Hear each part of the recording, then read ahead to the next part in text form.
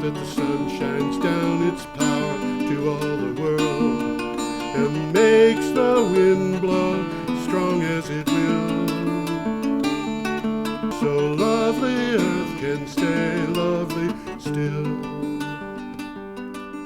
Hello, ladies and gentlemen. This is Energy Week with George Harvey, me, and the famous Tom Fennell, who everybody knows. Everybody in Brattleboro.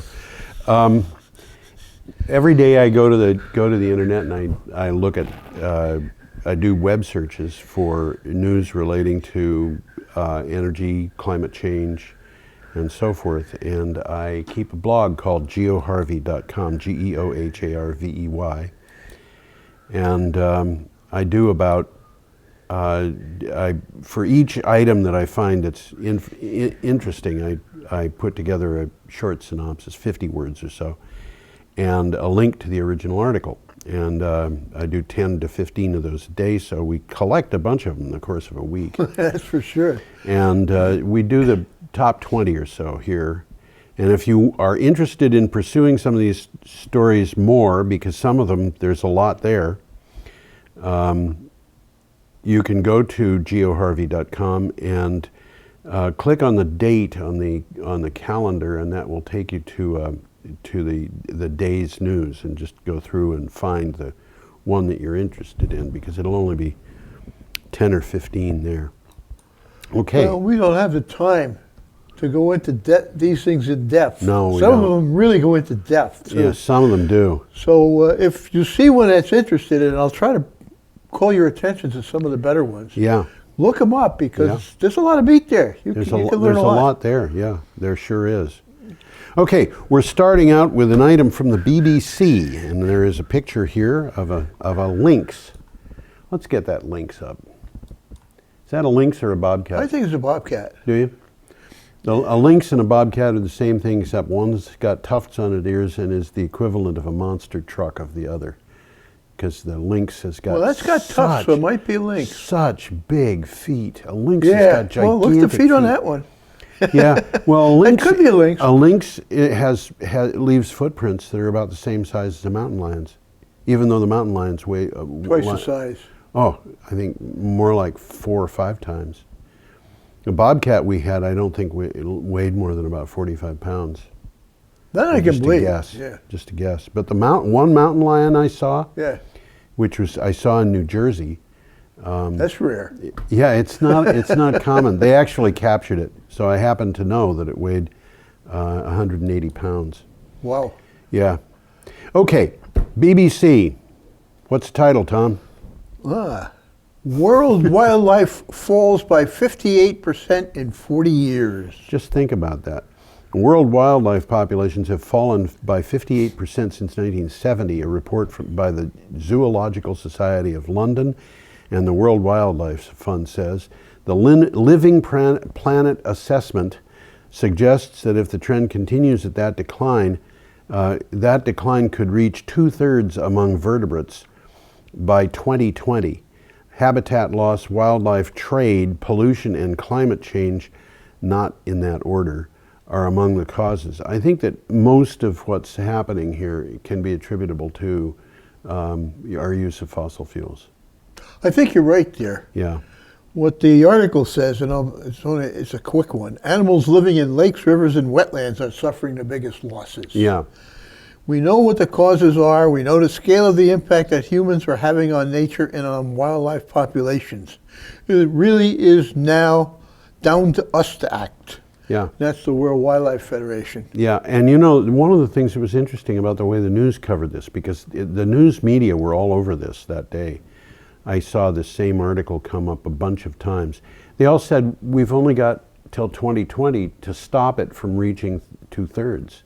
I got news for you. There's no way we're going to stop this from reaching 2/3 by 2020. We have got such a huge amount of ground to cover in order to reverse this trend. 2020 is right around the corner. Just around the corner. I mean, to get a law passed in Congress, you really think that you're going to with the existing Congress? Any Congress what are you kidding takes me? time, and then the law has to go into effect, and then the effect has to have an impact.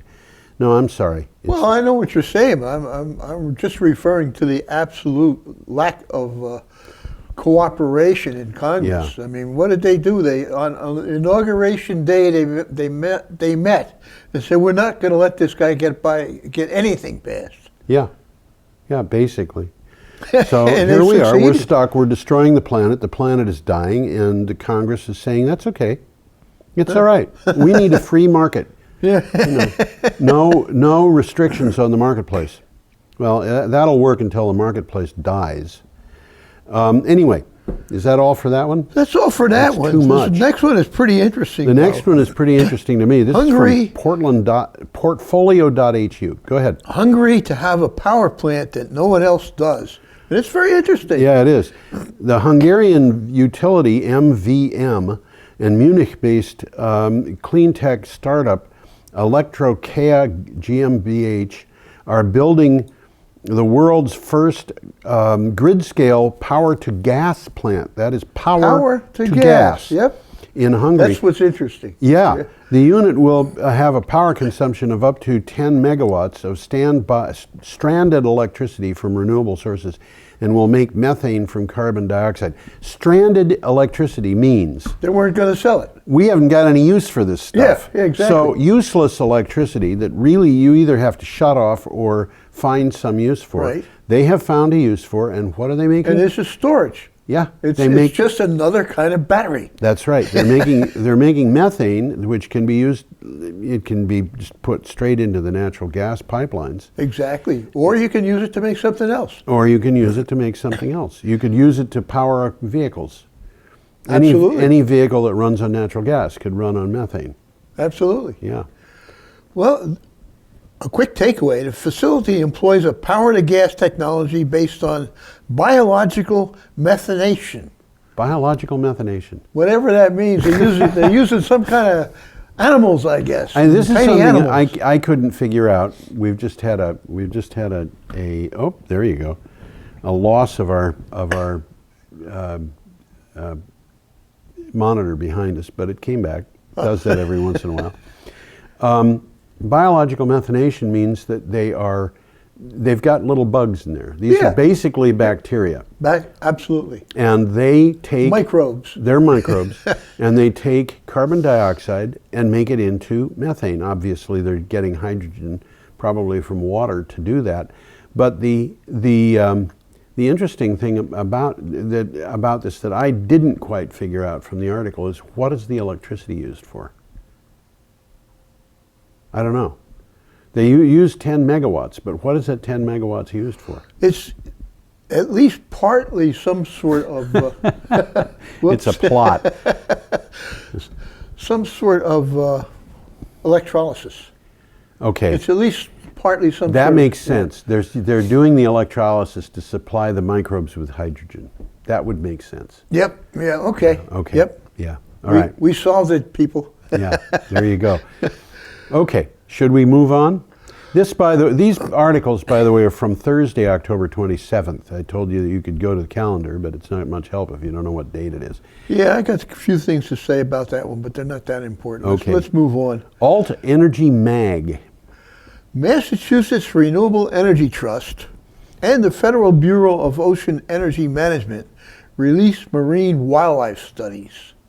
The Massachusetts state and federal officials released 2 marine wildlife studies on endangered whale, turtle, and bird species to inform offshore wind permitting processes. They found no significant conflicts between wildlife and offshore wind development in federally designated areas south of Martha's Vineyard. Not a surprise to me. Not at all. It's a good idea, really. Yeah, if you think about this, there will be sound from those wind turbines that will propagate underwater. Uh-huh. But the sound from a wind turbine is basically non-existent compared to the sound from a passing ship. Yeah. So, And that's, sonar and all sorts of crazy there's a stuff. lot of crazy stuff going on in the waters. We're not being kind to these Well, animals. this is how they did that. They conducted the surveys using underwater acoustical buoys, which is Yeah, that's buoys, I should Buoys, say, yes. buoys, as well as aircraft flights staffed with wildlife observers. okay. So they're up in the air looking, and they're down in the water looking, and they're They They're doing actually, okay? this is not just a guess. They didn't just look No, at this. they spent a lot of time, Yeah. and this is well researched. Yep. An interesting takeaway here: researchers from the New England Aquarium, which is part of their group, cited 60 North Atlantic right whales, which is a critically endangered species, Right. over the entire study, and they recorded 25 species of seabirds. There you go. That's more than I would have expected. But Yeah, yeah. Okay, we are up Moving to on. Friday, October 28th, and here is an item from C News Renewables. we got a picture here. We got a picture. Yes, we do. We have a picture. There it is. Let's get this picture up here. Yeah. There you go. France's Engie, that's the name of a company, to lure new customers with 100% renewable power. French utility Engie announced it is now offering contracts for renewable electricity at no additional cost to new residential and small business customers. Engie aims to sign up 1 million new contracts by the end of 2017, its CEO said in a press statement. At present, the company has 3 million electricity customers in France. Now that picture is in France. That picture is in France. Those are wind turbines, and I'm not sure exactly where they are. So, Well, they're not in Paris, that's for sure. I've been in Paris, and I've never seen a mountain quite like that in Paris. It's got to be up near Switzerland. It's got to be near Switzerland Lake or in the Geneva or Pyrenees, somewhere possibly. like there. Possibly in the Pyrenees, Yeah. yeah. There is a windmill in Paris. Is there? Yeah, it's called the Moulin Rouge. Seriously. You know. Okay. Okay. So we should escape from that little item. Yeah, I think we can. I And got we can some go stuff to there, but it's not very important. MalaysianDigest.com. And Yeah. of course, people in Malaysia are very interested in Spain. Now, this one's kind of scary. Yes? Yeah. Well, actually, when you consider this, you can see why they would be interested. Go ahead. Well, the climate change rate to turn southern Spain into a desert by 2100, report warns. Yes. Okay. This isn't cast in concrete. No, it's It's not. a warning. It's a warning, but it's a real warning. Southern Spain will be reduced to desert by the end of the century if current rate of greenhouse gas emissions continues unchecked, researchers have warned. With anything less than extremely ambitious and politically unlikely carbon emission cuts, ecosystems in the Mediterranean will change dramatically. And I would think that southern Spain turning into the Sahara is Just like northern Africa. yeah, it would be like northern Africa. Absolutely. Yeah. I don't think Yeah, the the people would like it much. This is the takeaway here. The main message is really to maintain at less than 1.5 degrees C Yeah. temperature rise. For Yep. that, we need to decrease the emissions of greenhouse gases very quickly. Very and quickly. start the decreasing now, Yes. and not by 2020, and to arrive at zero emissions by 2050 and not by the end of the century. Yes. So Yes. what they're saying is, We have might to be be doing working some on of the this. right things, but we're not doing enough, and we're not doing Yeah. it fast enough. That's right. And the first thing that we have to do is get people to admit that climate change is happening, which is abundantly clear. But, you know, there are people who want to stick their heads in holes in the ground. And I think it's more political than science. it is, scientific. it's, you know, the thing that bothers me about this, there is no political reason at all for conservatives to deny climate change. Sure there is. No, there isn't. It's They entirely get economic. their contributions from the, They get their contributions from industry. the oil industry. That's the reason. All right. So there's what I meant by political was ideological. There's no ideological reason for this at all. whatsoever. No. There's no Matter of fact, as a conservative, you should be conserving. Yes. Well, you know, this is there are a lot of reasons why conservatives would back renewable energy. Absolutely. A lot of reasons, but they're not doing it because people who are pretending to be conservatives are funding the conservative movement, going to political movement, and they don't want to say no, you're wrong. Well, they've got money from Koch Industries, Koch brothers. They've got money from You the got it. Heritage from And it's a lot of money. It's a lot of money. It's a lot. Right now, as we speak, there's a huge media blitz on Yes. just 4 or 5 days before the election. Yes. Okay. We are got a now picture, up another to picture. Renew Economy. There Guess we go. who's coming for Christmas? Oh, no, I'm sorry. Guess which, you go ahead. Guess which big EU country might have blackouts? this winter? Blackouts? Yeah, blackouts. At present, Blackouts? 21 of France's 58 nuclear reactors are offline.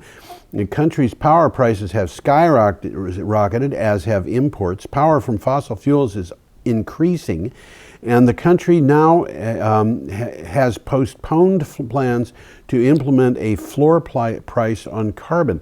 And this is all because somebody discovered that there were flaws in the reactors. I was just going to mention that. The article says, but why the dip in nuclear? Well, the regulators demanded the closure of 5 of the 18 reactors. 5 out of the 18 it is currently investigating based on safety reasons. There you go. And at least 4, but possibly up to 12 units will not be available this winter. Well, And reading through this article and other similar articles, this was carelessness. This was lack of attention to detail. it was also... It wasn't sabotage, but Yeah. it was awful close to it. Yeah, it was also a matter of the French putting most of their eggs, too many of their eggs, in one basket. They And- did do that. They had planned to build 170 reactors by the year 2000. It didn't happen. It didn't happen. No, it never got beyond 40%. But And it ain't going to get beyond 40%. yeah. Okay. Should we move on to No, we got Saturday, another picture already. October 29th? Yeah, we got another picture. Yeah, we do. 7 solutions to the climate crisis. This is from... This is a good one. Yeah, it's a good article. I actually listed these 7 solutions so I can read them. I will let you read them. This is from EcoWatch. With the Paris Agreement becoming official on November 4th, today, by the way, as we're reading this, is November 3rd, we finally have a framework to fight climate change. We have the tools and technology to shift away from fossil fuels to clean energy, arguably, affordably and efficiently. In case you want proof, here's 7 reasons to be hopeful. Okay, first, renewables are cheaper, are growing and getting cheaper. They are indeed. Absolutely. And they are cheaper than fossil fuels, basically across the board at this point. Solar is competitive with natural gas, and solar and wind are way cheaper than coal or nuclear. Second, cost of rooftop solar is competitive. It sure is. Third, remarkable progress in energy storage. I had a great interview this last week for Green Energy Times with a company called Vision, V-I-Z-N, which is making flow batteries, and the chemistry is based on zinc, iron, and potassium hydroxide. Sounds good. Talk about common, inexpensive, yeah. And they're guaranteeing these batteries for 20 years. Well, you know, it's interesting because I've just been thinking about this. Yeah, We've made more progress in batteries yeah, in the last 10 years yeah. than we did for the entire century before that. Oh, I think that's absolutely true. I mean, No all question. we had in No the entire question. century was flashlight batteries and car batteries. Yeah, And there was no need to develop anything else. yeah. Well, they But were now there working on is. it, but now they're making, now the successes that they had when they were working on batteries in the 20th century. Well, there's some bright people out there working there, and some of them are doing things that never been thought of before, like this that you just mentioned. Yep. Number 4, the electric grid is evolving. 5, electric vehicle market is booming. 6, transportation is efficient and public transit is growing. And 7, energy efficiency is improving and saving you money. Bingo. Bingo. So it's all about people saving money, really. Okay, should we move on? We shall move on. Okay, Energy Voice has this next one. Exxon facing historic reserves reduction as the slump persists. This is so funny. Exxon is facing reserve reduction. Just how long ago was it that Rex Tillerson said we're not going to have any stranded assets? Really? I mean, it was just weeks ago. This guy is going to be targeted by a stockholder lawsuit. I would bet you. Well, I think it's It's already started. Man, It's certainly in the cards. ExxonMobil Corp warned it would be facing the biggest reserves revision in its history as production sank to 7-year low and profits slid amid a prolonged slump in energy markets. About 4.6 billion barrels of reserves, mostly Canadian oil sands, may be in jeopardy if average prices for 2016 persist. All right, 4.6 billion barrels? I can't conceive of that. That's $230 billion. That's a lot of money. Yeah, it is. Why don't we just tell them to give us that money and we'll have a big party? Well, they've been having the longest streak of profit declines in almost 3 decades. Yeah, and you know what? Those profit declines are going to be persistent through the next 35 years. I think it looks like that. They've got to. The world has got to stop these guys from selling their products. And what is that going to do to their profitability? And it's not only has the world got to stop them, but the world is stopping them because they're coming up with things that replace those products, like wind and solar and you name it. And that's not going to stop. That's not going to stop. I mean, what we're looking at here is something that you could tell your great-grandchildren about. Watching a huge industry. The biggest industry in the world is tumbling, folks. I looked in 2014 at the biggest companies in the world. 63 companies, 21 of them were in the oil and gas sector. Every single one of those 23 companies had revenues upwards of $100 billion a year. Their combined revenues were just about double the budget of the United States federal government. Wow. That's sort of putting it in perspective, isn't it? They are projected to lose stranded assets that are approximately equal to 5 times the U.S. national debt. 5 times. Yeah. They're losing, and they are going to lose, as we will see in the next item. What do you think of this? From Clean Technica? That last item was from Energy Voice, I believe. Yeah. Dong Energy, our friends Dong, huh? Danish oil and natural gas. Dong. Considering divesting the oil and gas business. Danish oil and natural gas is going to be divesting of the oil and natural gas. There you go. Danish energy giant Dong Energy has confirmed rumors that it's confirmed the rumors that it's investigating the sale of its oil and natural gas business, and that J.P. Morgan has been contracted to conduct a preliminary market assessment. Dong has already divested itself of its Danish gas business and has been concentrating on offshore wind power. Well, this is a couple of interesting things here. They had already completed the divestment of its onshore wind. Yes. Back in December 2014. Yep. And they're focusing solely on offshore wind projects. They now. are. They've got What this is a takeaway here, they have not yet decided to divest. They're just investigating. They're looking at it. They're definitely looking at it, and J.P. Morgan is looking at it, and ExxonMobil is looking at it. I wouldn't. I wouldn't bet against it. I will tell you that. Yeah. Okay. We are up to Sunday, October 30th.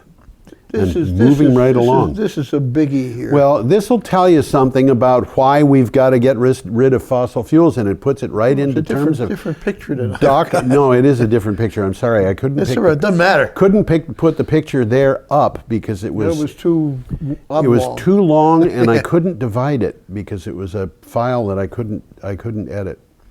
Anyway, you could have taken a screenshot. Maybe two screenshots side by side, then I could have. You crop. But I didn't have time, so I used this chart instead. Okay. We've talked about this. Yeah, this kind of stuff from Clean Technica, but it puts it in terms of money for Vermonters. Well, it's money for everybody, but yes, it so definitely we can affects say Vermonters. Here in Vermont, this is what it's costing you. You know.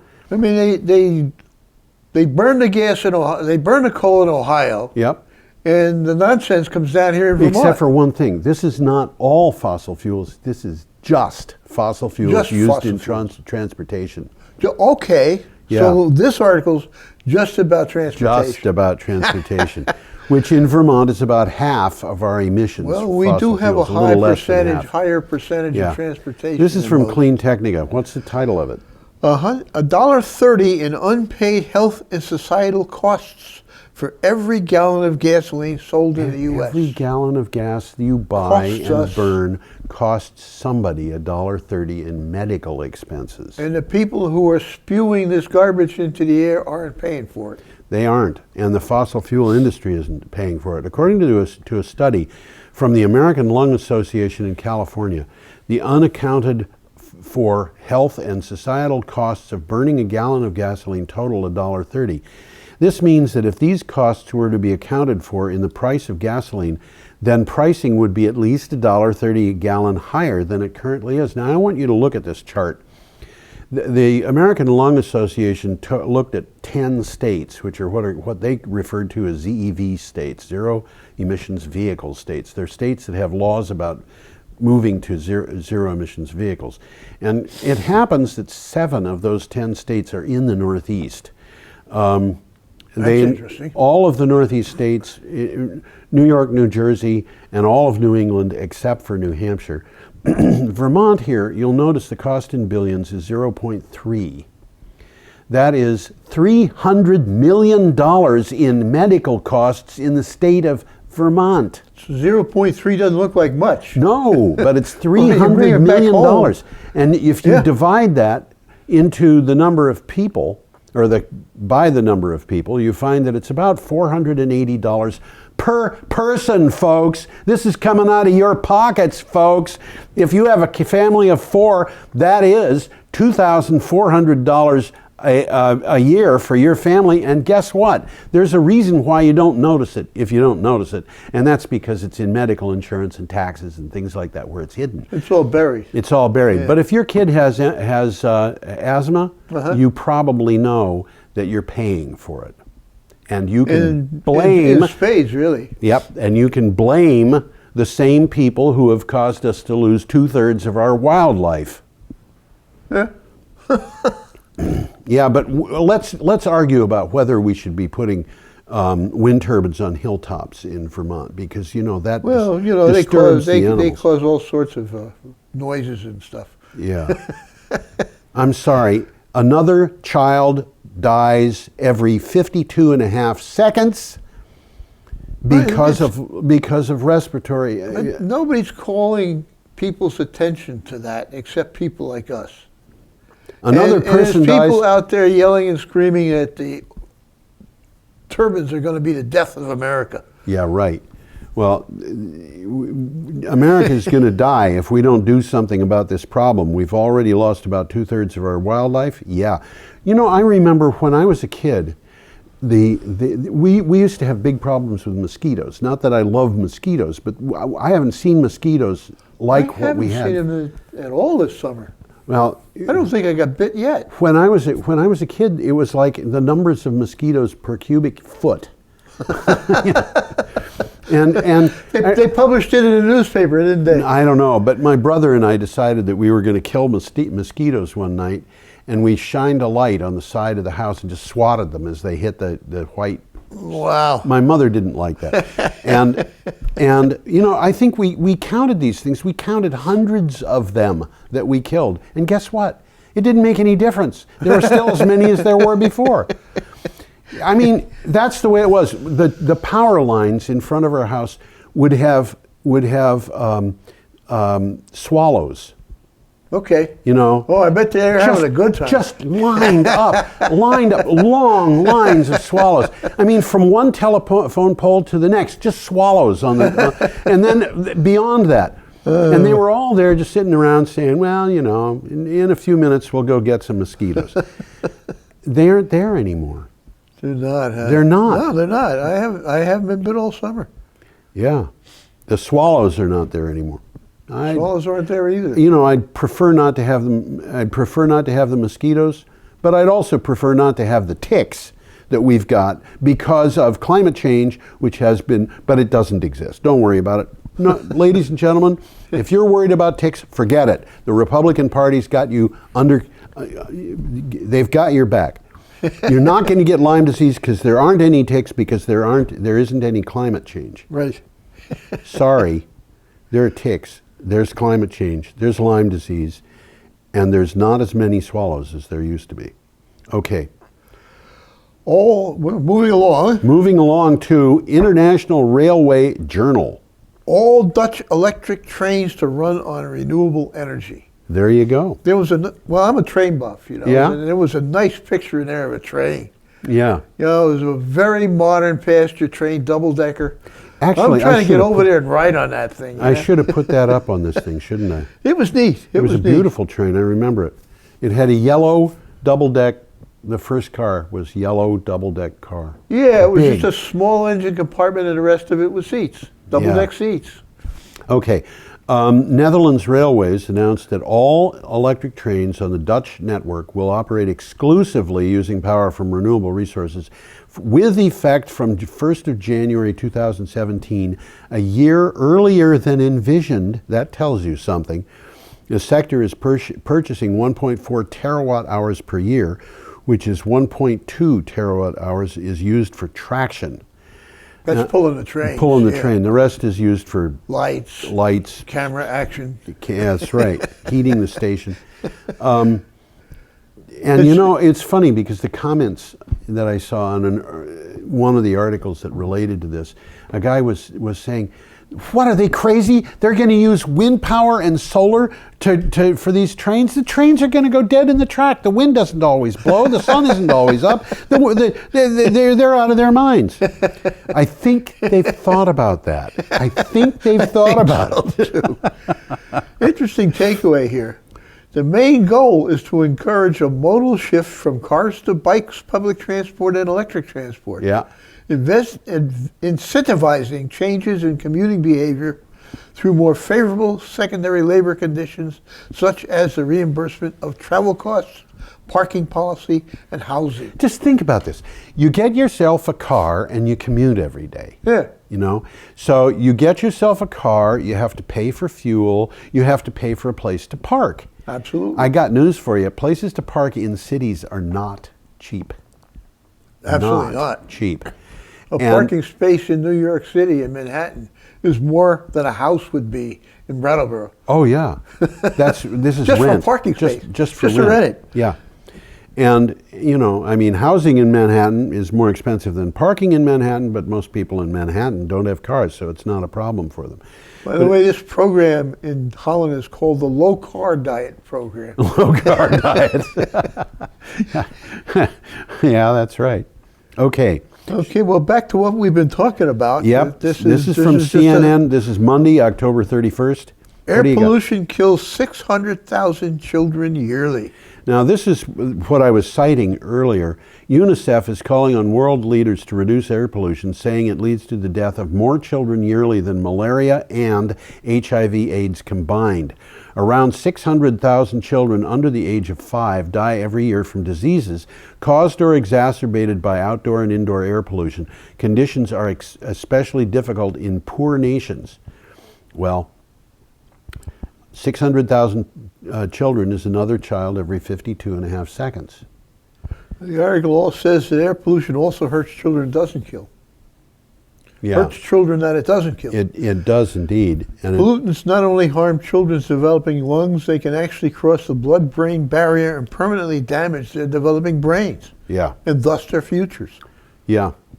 This is bad. This is big stuff. This is really bad. If you're going to prevent wind turbines from going on a hilltop, you got to justify killing another child every minute. Well, I'm sorry. Well, you're ranting, but I agree with you there. Yeah. Okay. I've got a scheduled rant later. Okay. Should we move on? Yeah, let's move along. This one isn't quite so. This is one of the most remarkable pictures I've seen lately. Well, this is. Let's get it up. I'll get this one. There you go. That is a ship. That's a very, very large ship. I don't think I'd want to be on that thing in rough water. Well, I can't see that it doesn't have something to balance it on the floor of the ocean. Well, we don't know. We don't know what's under that thing. I'm trying to get some idea of the scale of that. Well, if you look very carefully on the you can see that on the left side of that picture, there's a tugboat next to it. That orange stuff. That orange thing's a tugboat. Yes, it is. It's yes, a tugboat. It is. Absolutely. And then just to the right of the tugboat cabin, you can see that there is a set of windows. Yep. There's a house there. It's like a house. And maybe that's the bridge. I don't know. But there's another thing that I took to be the bridge over on the other end of the ship. No, that thing that I took to be the bridge originally, which is to the right, kind of between those two columns going up, there's windows in that too. That can't be the bridge because that's on the stern. It's too far back. They'd have to have windows, on the other side. No, I think they've got a bridge. The stern on this thing is on the right. This in is the picture. Yeah, this is. That thing's huge. The thing is huge. The thing is huge. That thing's probably 10 or 15 stories tall. At least. And At least. It's a ship. Oh my gosh. It's used to pick up turbines and set them in the ocean. Basically. There you go. Okay. This is from Millennium Post. Do you have a title? India to get electricity from offshore wind energy in 3 years. That ship, by the way, is not at India, but I just thought it was a remarkable picture, and I thought it's at the Brattleboro Banks offshore wind farm, wherever the heck that is. Yeah. A 100 megawatt offshore wind power pilot project is likely to be installed in the ocean off Gujarat in about 3 years, according to an expert in renewable energy at DNVGL, which has a 30 consultant team in India and has been in the Indian market since 1989. He spoke on the sidelines of the Singapore National Energy Week. And of course, the only reason why that article was in this thing was because of the picture of the ship. Okay, but we've remarked before, India is making some very good progress in bringing power to the people. It is indeed, but it's also doing some very powerful backpedaling and installing new coal plants. They are. Yeah. Well, they got a lot of coal, and it's, I guess, like it is everywhere, it's a political thing because there's money to be made. Right. Our next item is from the New York Times. The New York Times, yes. I've heard of them. Con Ed says plan to install rooftop solar panels will aid poor New Yorkers. This is something. For those who don't know, Con Ed is the local utility in New York, Consolidated Edison. I think it might be the most famous utility in the United States. Con Ed. It might be. Might be. Over 10,000 New York City residents are using solar power to reduce their electric bills, but hardly any of them are poor. This is mostly because poor people do not have roofs they can put solar panels on. Consolidated Edison is offering its own rooftops to help people solve that problem for at least some low-income customers. This is interesting. It's kind of fun. The company's got buildings all around the city. Yeah. Okay, and some of it's northern and some of the northern suburbs. Yep. Enough roof space to hold solar panels that could produce as much as 11 megawatts of electricity, which really isn't much. Not for New York City. Right. That could result in savings of $5 a month for as many as 6,000 customers who qualify for financial help. Yep. That's a tiny fraction of Con Edison's 3 million electricity customers. That's right. But they're doing the socially responsible thing, I would say. Yeah. Okay, our next item is on Tuesday, November 1st, and it is from Clean Technica.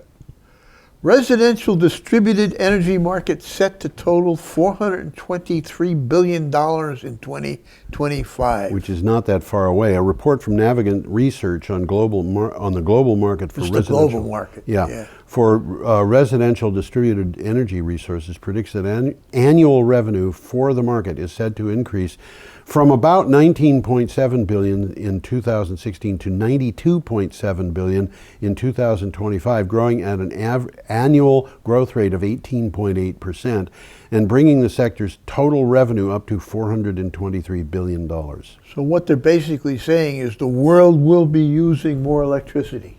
Has been and will be. Well, more electricity, more distributed electricity. Yeah. More distributed electricity, which will have an interesting effect on the utilities that are fighting against that. And they're talking about 4 key technologies here. Electric vehicle charging, which is definitely going to go up. Yep. Distributed solar PV, Yep. which is something we didn't even have 10 years ago. Yep. Distributed energy storage, that's something growing very rapidly. Very rapidly. Some form of batteries. Yep.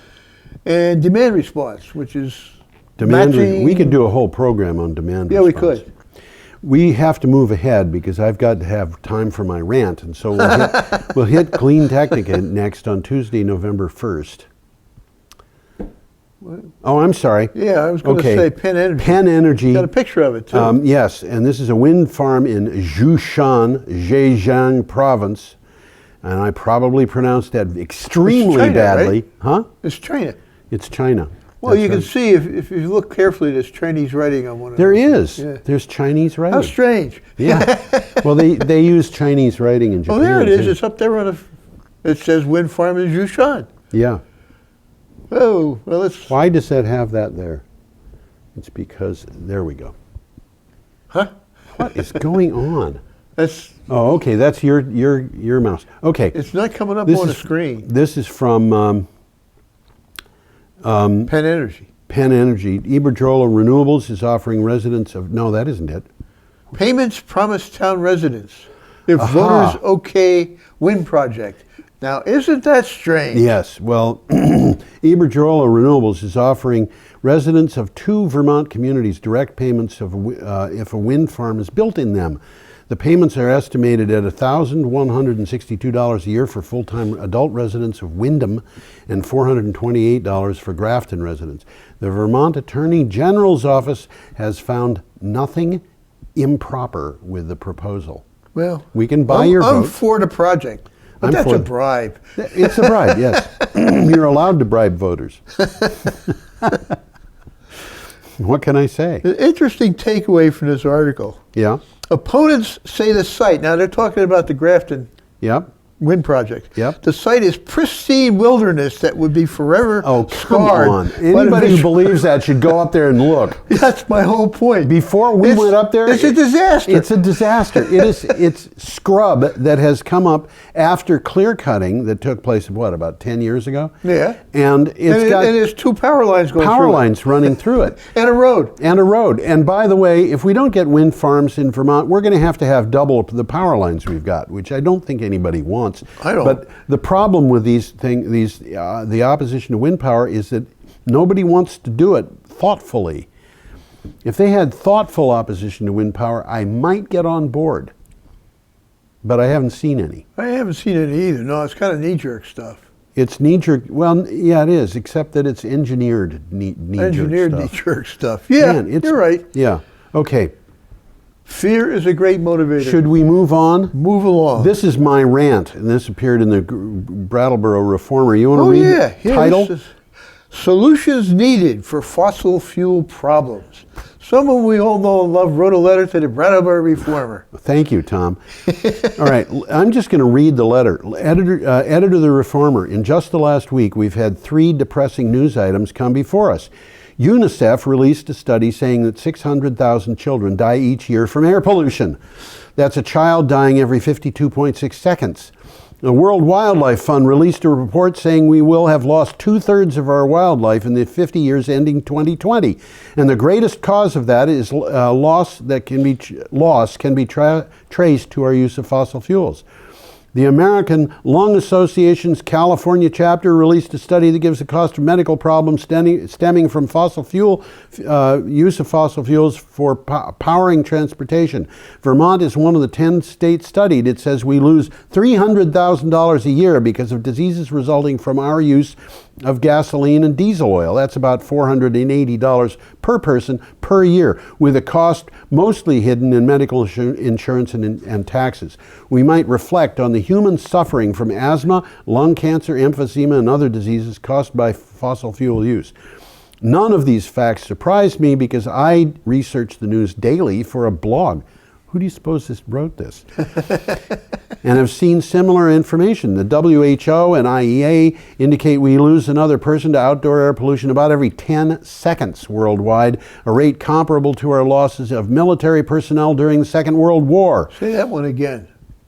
We lose another person about every 10 seconds, a rate comparable to the Wow. soldiers and sailors we lost in the Second World War.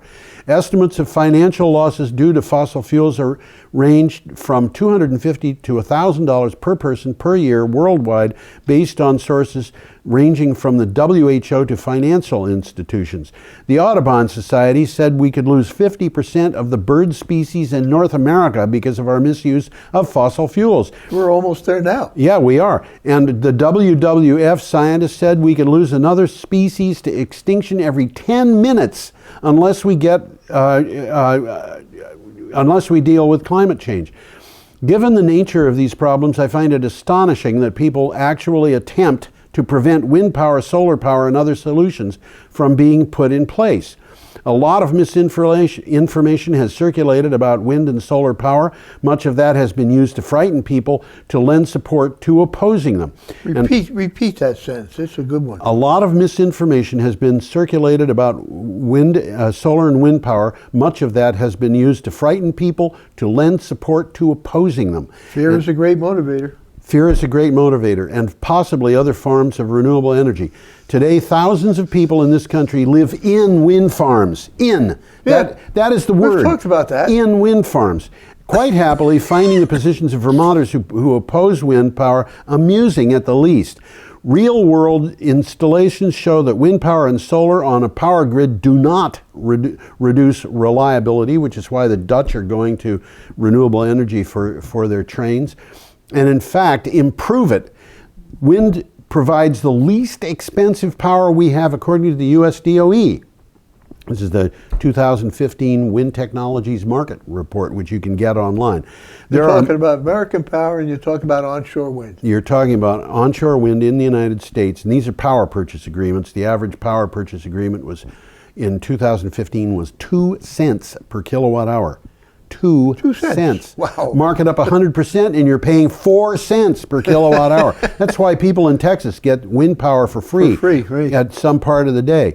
There are major areas of the world that get their electric power entirely from renewable resources. Costa Rica is one, as are 2 of Germany's 16 states. Portugal, Scotland, and Denmark are among the countries that have gone for at least a full day without using any fossil fuels for electric power. The misinformation, however, gives comfort to the fossil fuel industries. For the sake of the environment and our health, we need solutions to the problems caused by fossil fuels. Signed, George Harvey, Brattleboro. That's Who me. that? That's Who me. that? Okay, let's get away from that. Go to Wednesday, mark it November 2nd, and this is from the Facility Executive Magazine. Marine Corps plans first net zero energy military base. This is a military base, net zero energy. Net zero energy. And energy What does net zero mean? It means on balance, you don't use any energy. Yeah. They're producing as much energy as they use. And that, by the way, is energy, not electricity. And an energy conservation and distributed generation project will enable the Marine Corps Logistics Base in Albany, Georgia, to become the Navy's first net zero energy base. The project will meet energy demands from renewable resources thanks to a $170 million, 23-year contract from an Exelon subsidiary. Okay. Okay, should we escape that one? I'm just trying to see, is there anything worth mentioning about this? No, we've covered it. We've covered We've covered it. Okay, our next item comes from here. CNN. And for those who don't recognize it, that actually is Grand Central Station. I know it well. Yeah. Dakota Access Pipeline protesters shut down Grand Central Station.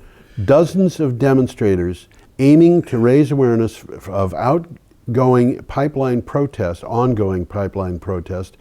in North Dakota disrupted the morning commute at New York's Grand Central Terminal.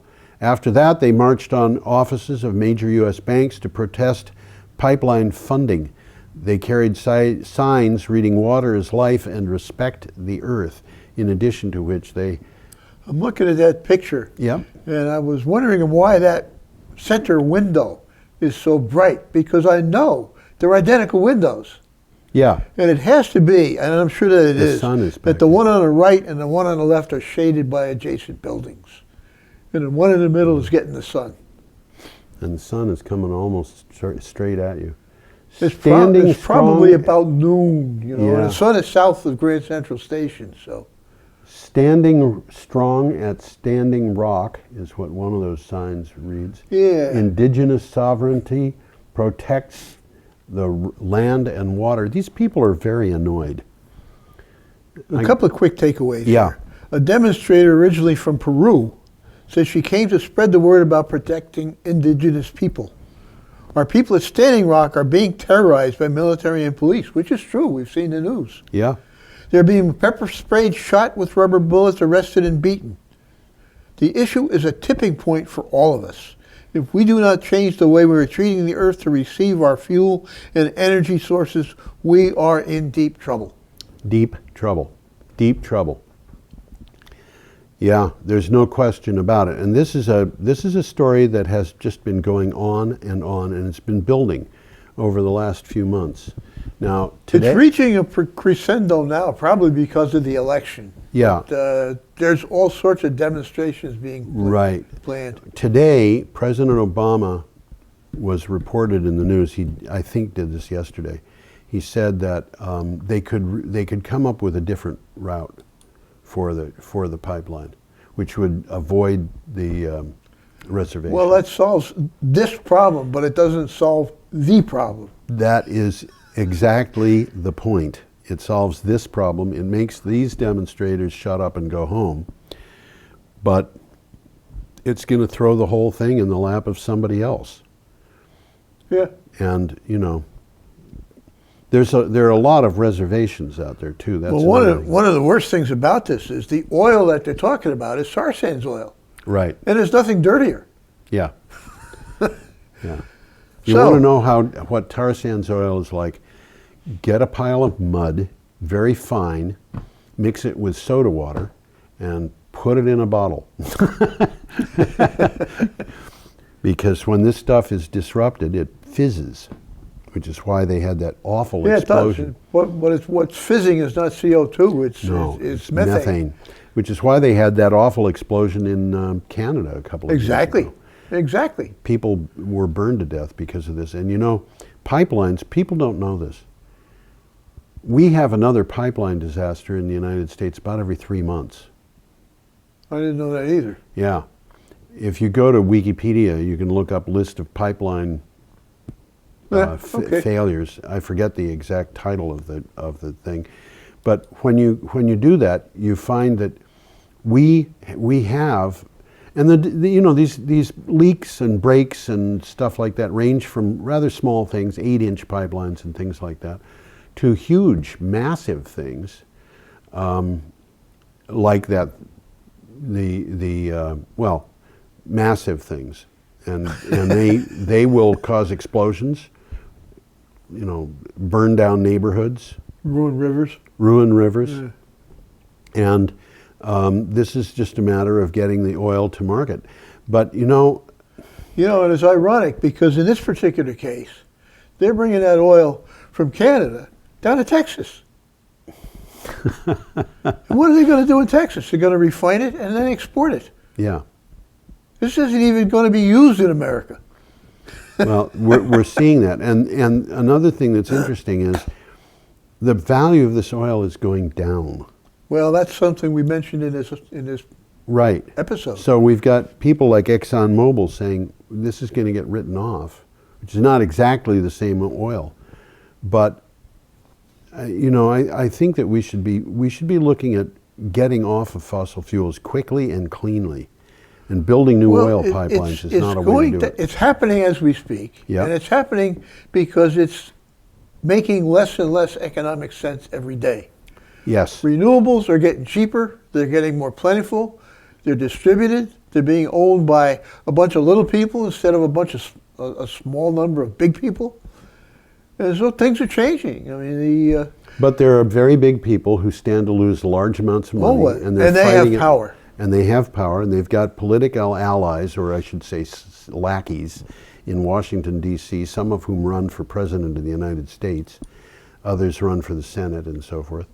And they've got money to put into that, and they don't And hesitate. they're doing it. Yeah. Okay, should we go I think on? this is the last one of today. This is the last one for today. This is from Gas World. Hydrogenetics, which is a company, partners to construct North America's largest renewable hydrogen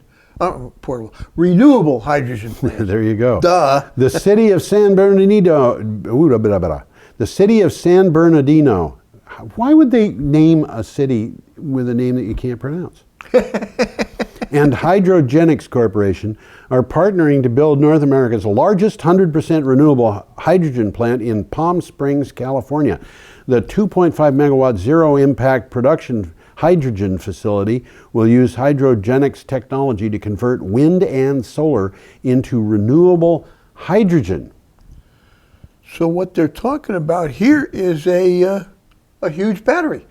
They're talking about a huge battery. They're making hydrogen, which they can store. Yep. And in California, they can use it to refuel cars. They can, and that's something to bear in mind. And of course, I don't know, Palm Springs is out in the desert, isn't it? Yes, it is. I don't know where they're getting the water to make this from, because they're probably making it from water. It could be well water. There's all sorts of, what would you call it, canals bringing water to the desert parts of California so they could be developed. I mean, Yeah. you're going back 100 years. Okay, but at any rate, what they're doing is they've got a 2.5 megawatt plant that is making hydrogen. And hydrogen is an interesting chemical. It is one of the most, I would have to say, if you were to take the elements and list them according to how valuable they are in terms of the numbers of chemical reactions, hydrogen would be right up at the top. Oh, absolutely. Absolutely. And hydrogen and oxygen are the two biggies. And you burn hydrogen, you get water. It's that simple. So your emissions are going to be water. And of course, there are people who believe that stand against renewable power and stand against climate change is necessary for conservative ideology. I have yet to figure out why that is, but they will tell you water is a global warming gas. Yeah. And it is, except for one thing, and that is it lasts in the atmosphere for about 2 days. So, but this is, it's zero impact. You make the hydrogen from water, you turn it back into water. It's not 100% efficient. If you're lucky, it's 70% efficient. But efficiency, I think you have to think of in many ways, and one of them is money. How much does the water cost that you make into hydrogen? How much does the electricity cost? How much does the electricity that you make sell for? Well, ultimately, this is going to resolve itself just on economics alone. Yeah, it will. I mean, the world we grew up in is changing. The world is changing, folks. No question about it. So, maybe I should put that up. How about that? Might help. Have a perfectly lovely week. Perfectly lovely. Why not? Yeah. As they would say in Brooklyn, perfectly. Perfectly. Perfectly? Perfectly. Or No, they don't. perfectly. They leave the T out. Leave the T out, too. Yeah, Yeah, perfectly. Have a perfectly lovely week. See you later, folks. Gentle rains can fall upon the land, so lovely earth can stay lovely still.